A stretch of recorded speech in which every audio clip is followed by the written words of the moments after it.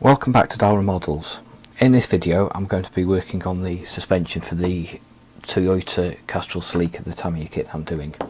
So this is the kit part with one of the rear struts, and I've already made a start on the other side where I've cut off the centre bit where the spring would be, and I've made a rod out of some aluminium rod, and drilled a hole in there. I've actually done the same on the other end and glued that in place, so that fits like that.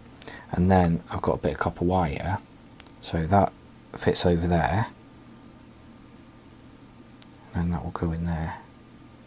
And once it's painted up and glued in, you probably can tell there, it looks a lot better than what you get in the kit.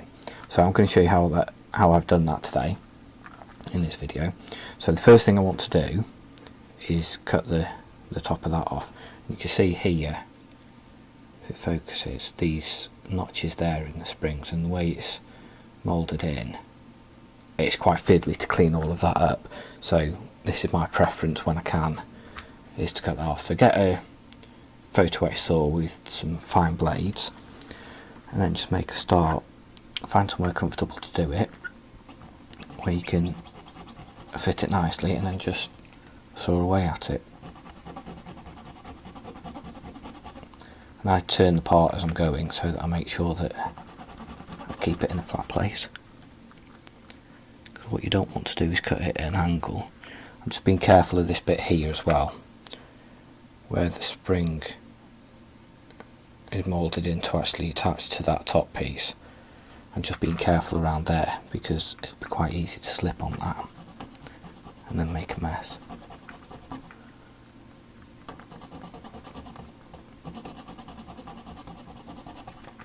So there you go, that's that piece off.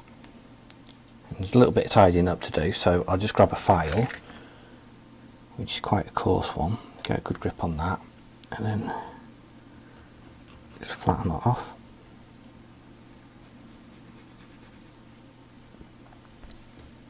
Make sure you can actually see what I'm doing there. So just run the sanding stick along there. So with little bits like this, it's not always easy to get hold of, and it makes it harder doing it on camera as well.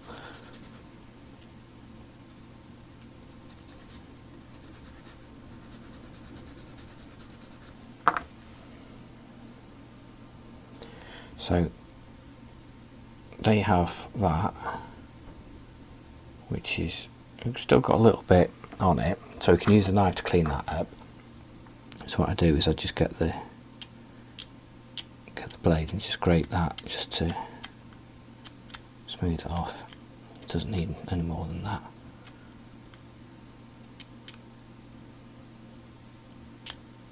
Same on that side, if you can see.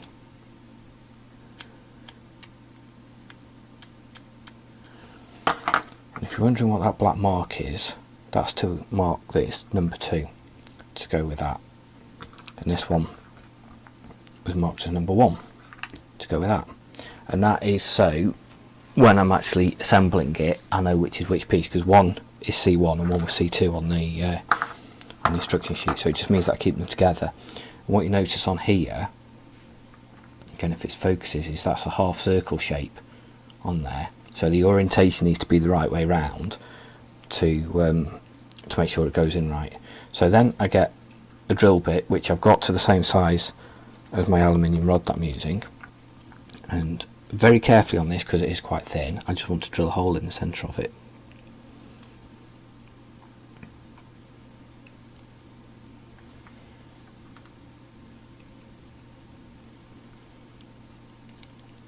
And you don't want to go deep, but you want to go deep enough that it gives the glue something to get hold of. So I'm just doing it gently,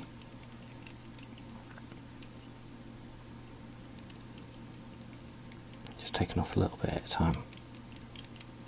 I don't want to go through because then it'll cause problems. So I get my aluminium rod that I've got, and then there's a little burr from where I cut it. So get a diamond tip file. I'm just going to take the edge off that.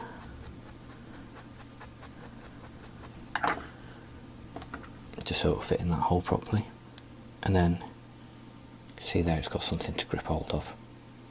What you'll also notice, which I should have shown you before, is that is at an angle. So I need to do the same with this one, but to glue it the other way around. So it needs to be tilted backwards like that. So before I do that, what I'm going to do is I'm going to cut this piece off and then clean this piece up.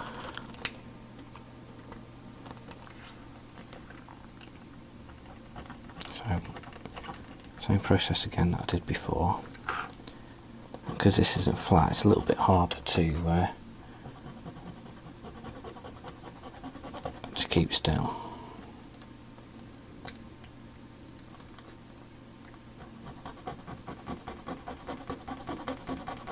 But I'm trying to angle the blade to go with the shape of it rather than going straight down, because that's not straight, it's diagonal. So make sure you angle the blade to go with the shape of the piece that you're cutting.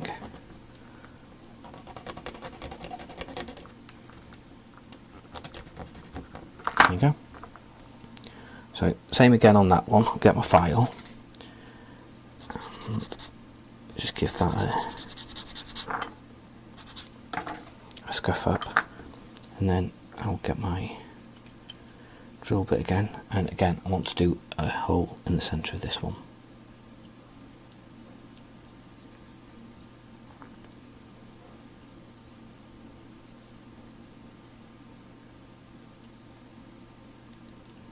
And this one we can go a bit deeper on.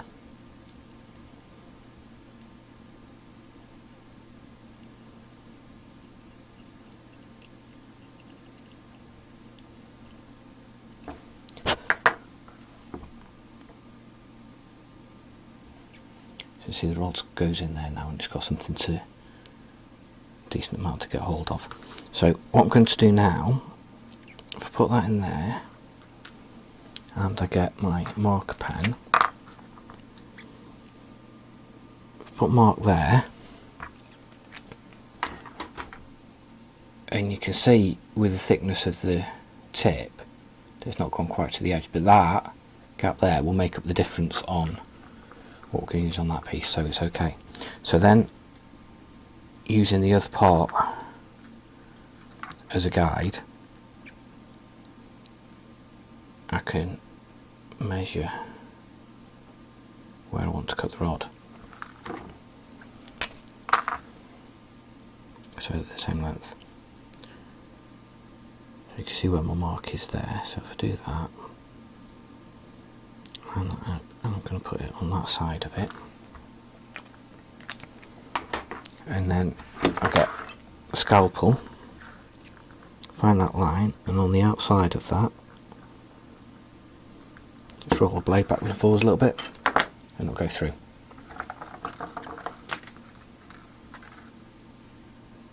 And then same again, just tidy that edge up a little bit.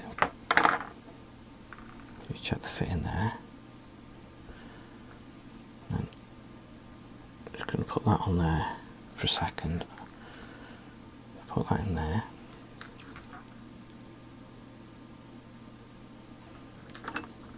And then I can check using the other piece that I've got the length right.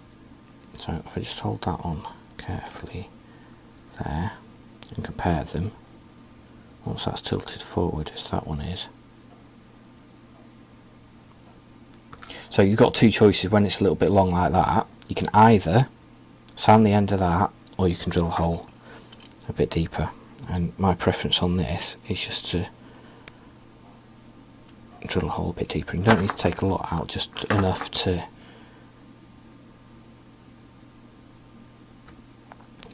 make the difference. And then Same again on that, but I'll call it a hat for want of a better term. Put the hat on it, hold it in place, and then just check your height. And that's about the same length now. It's a little bit difficult because that's at an angle to actually measure properly, but put that there. See where it's going to be tilted.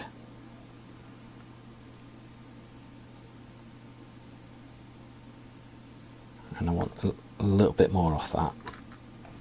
It's still slightly too long. So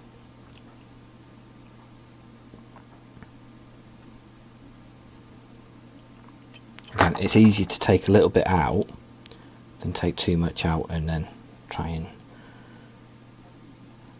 have to repair it again. So I did the same with the first piece using the kit part as the guide for the size.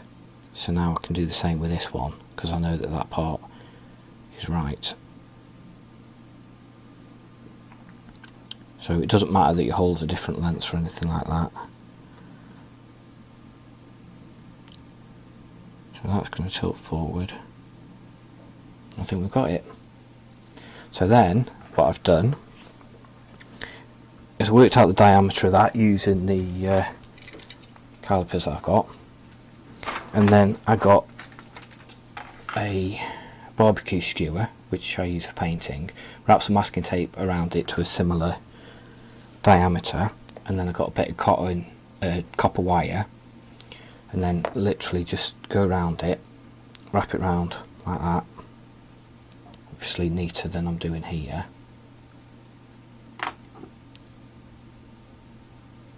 And then you can get your spring, and when you take it off, you get your spring, and you can adjust the gaps in it, pulling on the ends, and then cut it to the length you want.